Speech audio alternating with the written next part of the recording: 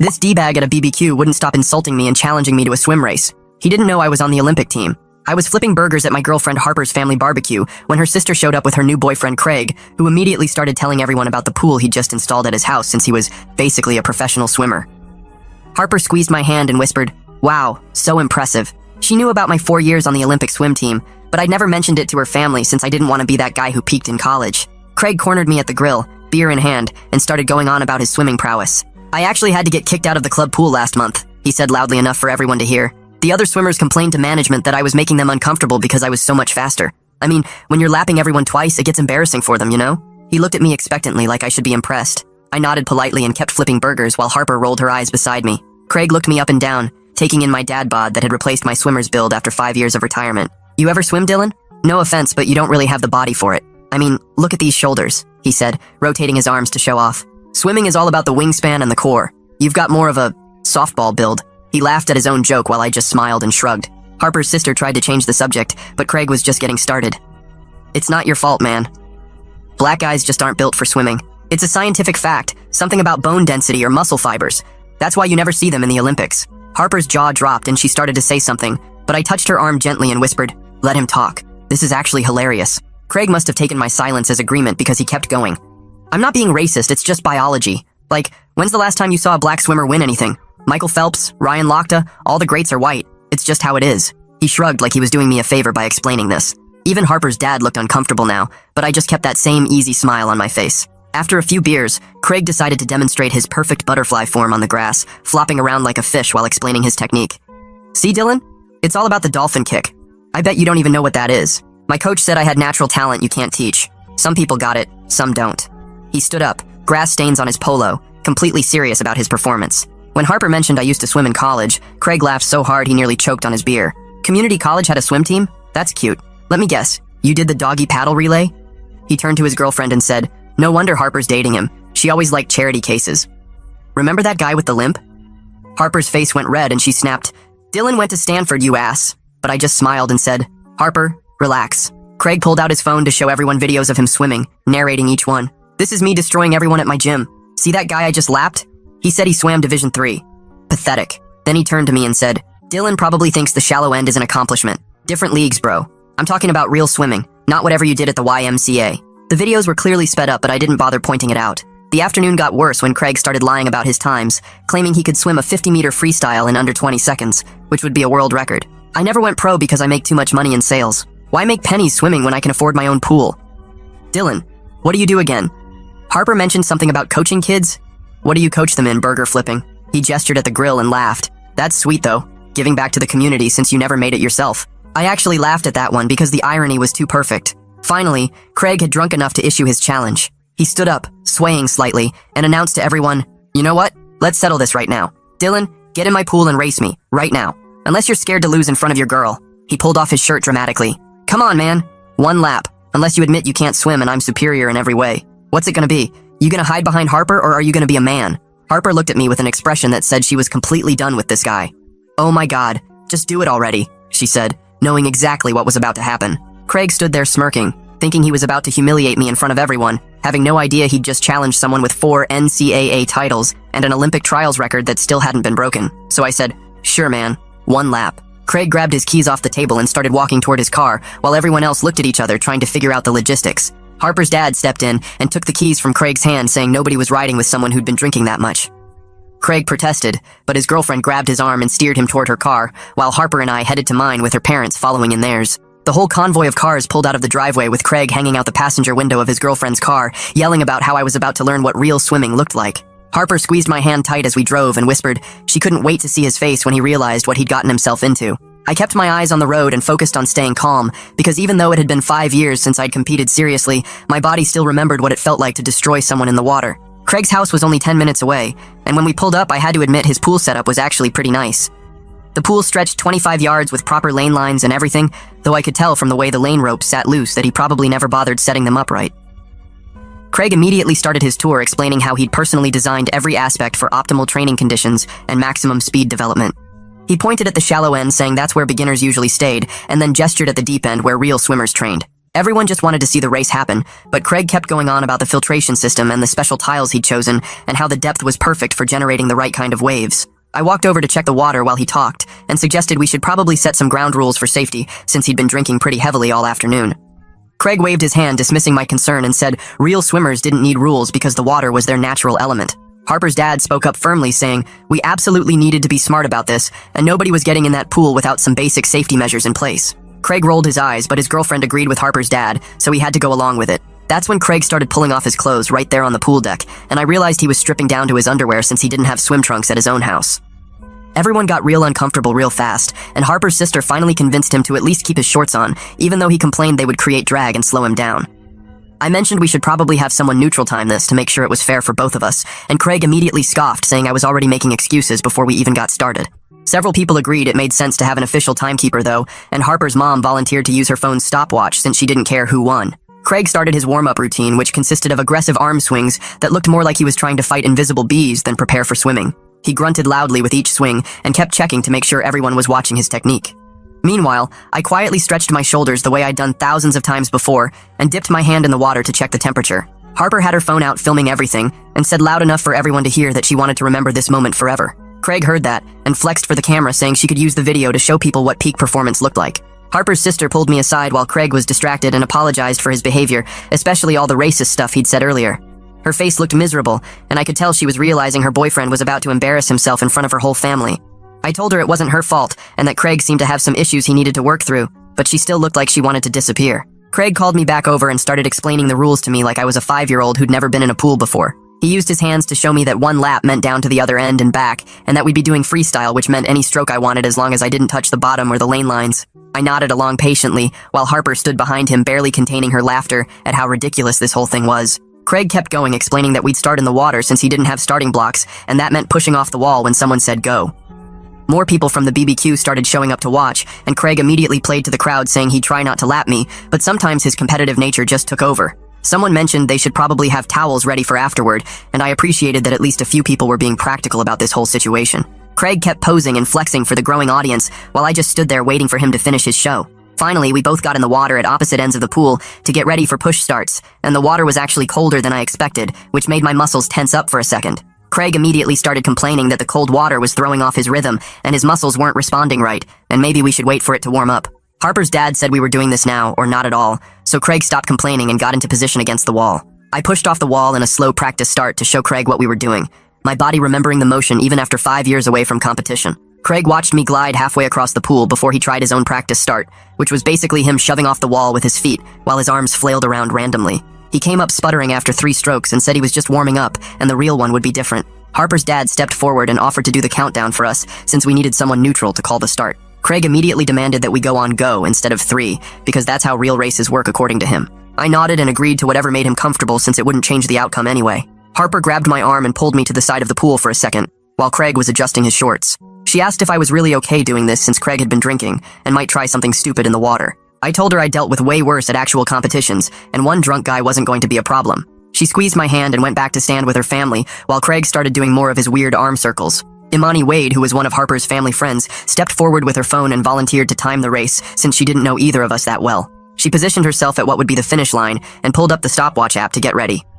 Craig started arguing that we should do 50 yards, which meant down and back, but he nearly tripped just walking along the pool edge. Harper's dad and a few others immediately said 25 yards one way was enough given Craig's condition and the fact that his pool didn't have proper walls for turns. Craig grumbled about it giving me an advantage, but eventually agreed when his girlfriend told him to stop being difficult. That's when we heard someone calling from the fence, and this older guy named Ed Gilmore, who lived next door, came over asking what all the noise was about. When someone explained we were having a swimming race, Ed disappeared for a minute, then came back with an actual stopwatch from his garage. He said he used to time his grandson's swim meets and offered to help time as a completely neutral party since he didn't know either of us. Now we had 2 timekeepers, which made this whole thing feel more official than it needed to be. A couple of the teenagers started pulling pool toys and floating beer cans out of the lanes, while Craig and I took a few easy strokes to warm up. My warm-up was just smooth freestyle to get a feel for the water temperature and distance, while Craig's looked like he was trying to beat the water into submission. Every stroke sent huge splashes everywhere, and his legs kicked so wide that he almost hit the lane line with every movement. Harper's dad gathered everyone together and said he wanted this to stay respectful with no trash talk during the actual race. Harper's sister looked grateful that her dad was trying to keep things civil, even though Craig muttered something about not needing anyone to protect him. Then Craig started up again with his racist garbage saying black people can't swim because of science and offering to give me a 5-second head start. Before I could respond, Imani shut him down hard with actual facts about Cullen Jones winning Olympic gold and Simone Manuel breaking records that stood for years. She told Craig his science was just ignorance, and maybe he should learn some actual history before opening his mouth. Craig's face got red, and he mumbled something about exceptions to the rule, but everyone was clearly done listening to him. I caught Harper's eye across the pool, and she gave me a small nod that said she understood this was about more than just winning a race now. The crowd had grown to about 15 people, all standing around the pool edge, waiting to see what would happen next. Someone had even brought out more towels and set them on the chairs, which I thought was pretty practical considering how this was likely to end. Craig kept stretching and posing like he was at the Olympics himself, while I just stood quietly in the water getting my breathing ready. The water felt good against my skin, and my muscles were starting to remember what they used to do every single day for years. Ed and Imani compared their timing devices to make sure they were synced up and ready to go. Harper's dad asked us both one more time if we were ready to do this safely and responsibly. Craig rolled his eyes and said he was born ready, while I just nodded and got into position at the wall.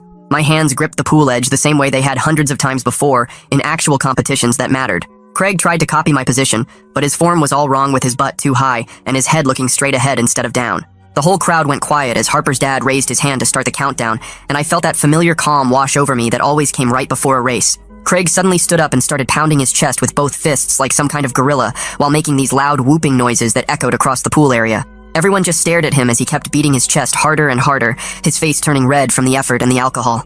Harper's mom covered her mouth with her hand, and I heard one of the cousins whisper something about calling an Uber for him later. Craig finished his display by throwing his arms up and letting out this primal scream that made the neighbor's dog start barking from 2 houses over. He stumbled slightly as he got back into position at the pool edge, still breathing heavy from his performance. Harper's dad cleared his throat and raised his hand again to start the countdown, speaking clearly and slowly so there would be no confusion. "On your marks," he said, and we both gripped the pool edge with our fingers curled under the lip. "Get set," he continued, and I coiled my muscles like a spring while Craig just kind of crouched awkwardly.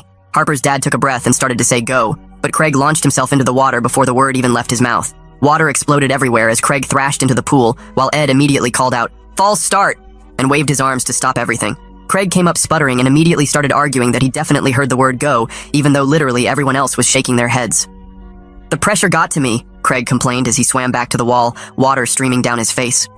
We reset our positions and Harper's dad made sure to speak even louder and clearer this time around.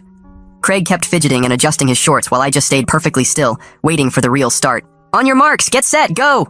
Harper's dad called out, and this time we both pushed off clean and legal. My body remembered exactly what to do as I drove off the wall with my legs and stretched into my first stroke. The water felt perfect against my skin as I pulled through with my right arm, then my left, finding that rhythm I'd practiced thousands of times. Craig was already creating massive splashes next to me, his arms windmilling through the water like he was trying to fight off a swarm of bees. By my 5th stroke, my muscle memory had completely taken over, and I was gliding through the water like the past 5 years had never happened.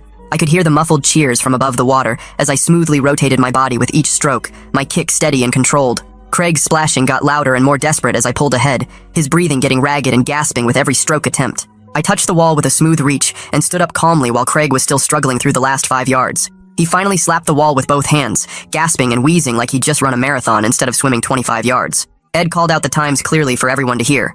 Mine was actually pretty decent considering I hadn't trained in years, while Craig's was about what you'd expect from someone who could barely swim. Craig immediately grabbed the pool edge and started making excuses between gasps for air. "The beer threw off my balance," he wheezed, then added something about his stomach being too full from the burgers.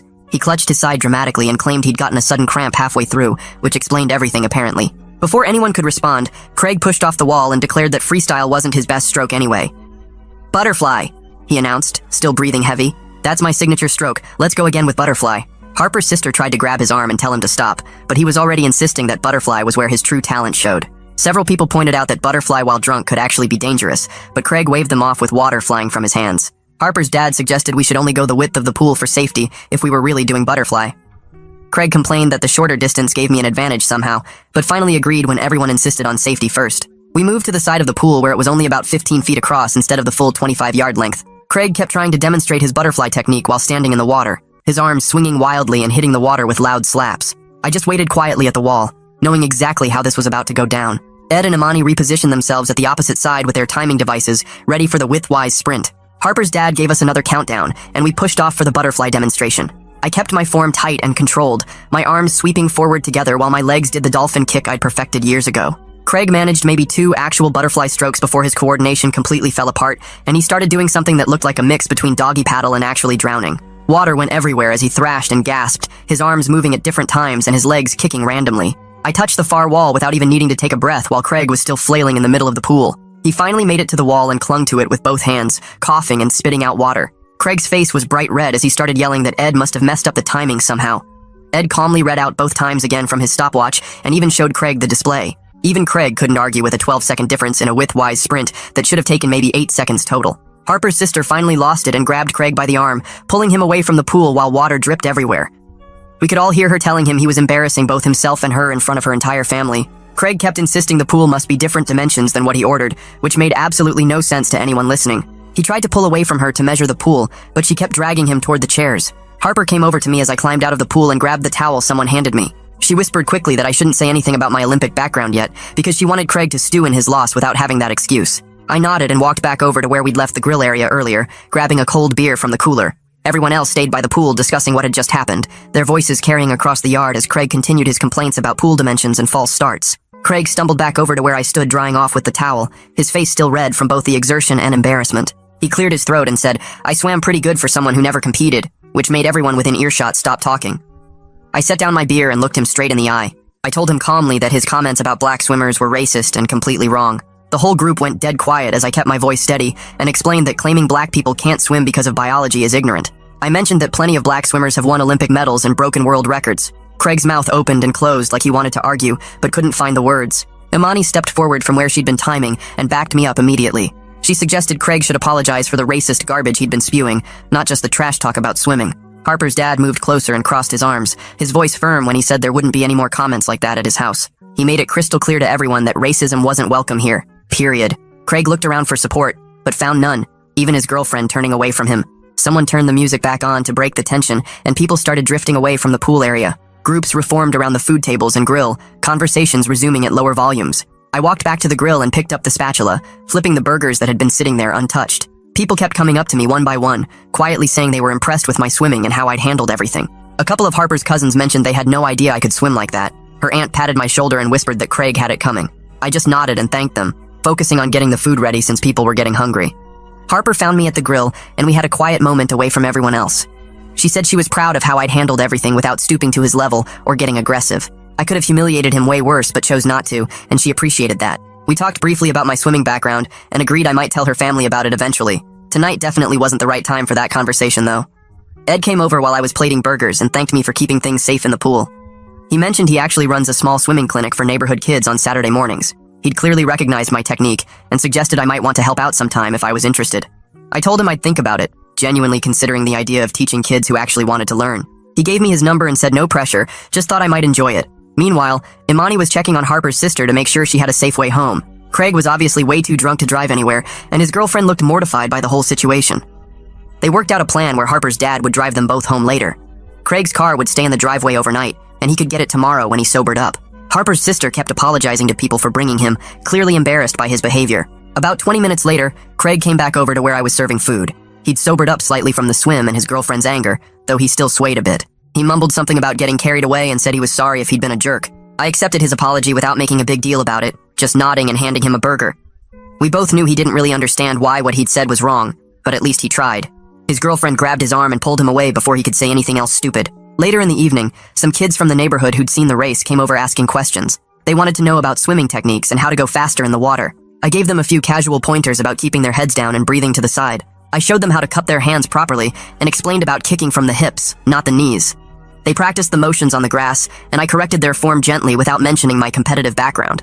One kid asked if I'd teach them sometime, and I said maybe, thinking about Ed's clinic. The party wound down as the sun started setting and people began heading home. Craig and Harper's sister left with Harper's dad driving. Craig slumped in the back seat looking miserable.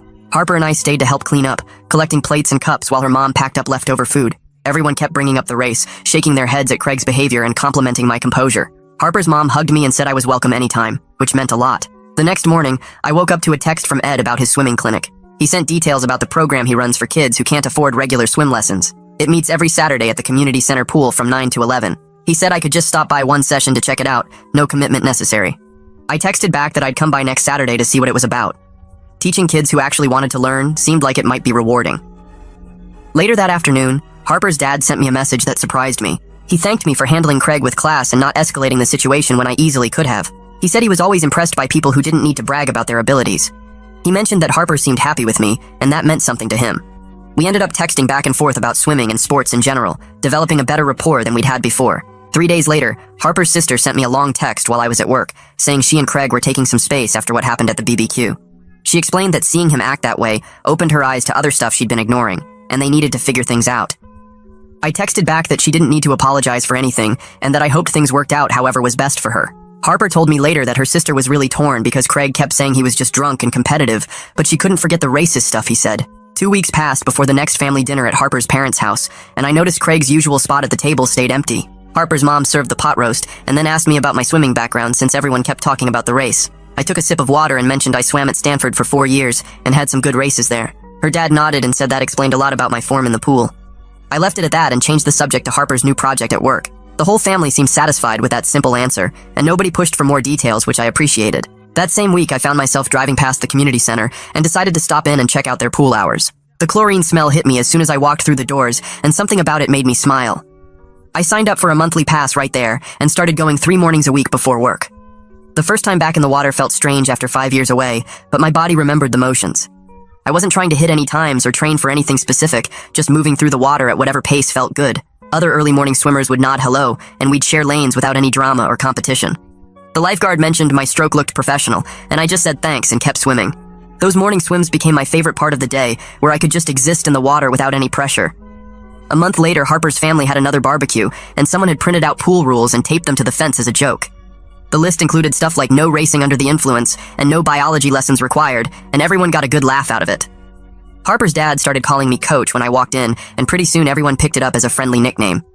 I manned the grill again and noticed Harper's sister showed up alone looking more relaxed than she had in months. She came over to thank me for being cool about everything and mentioned she and Craig had officially broken up the week before. The afternoon went smooth with kids splashing in the pool and adults sitting around talking about normal stuff. Nobody brought up swimming or racing, and I was perfectly happy keeping my Olympic background to myself for now. Well, folks, that's all from me today. Thanks for letting me toss in my clever little observations along the way. Until we meet again, stay sharp. If you made it to the end, drop a comment. I love reading all your comments.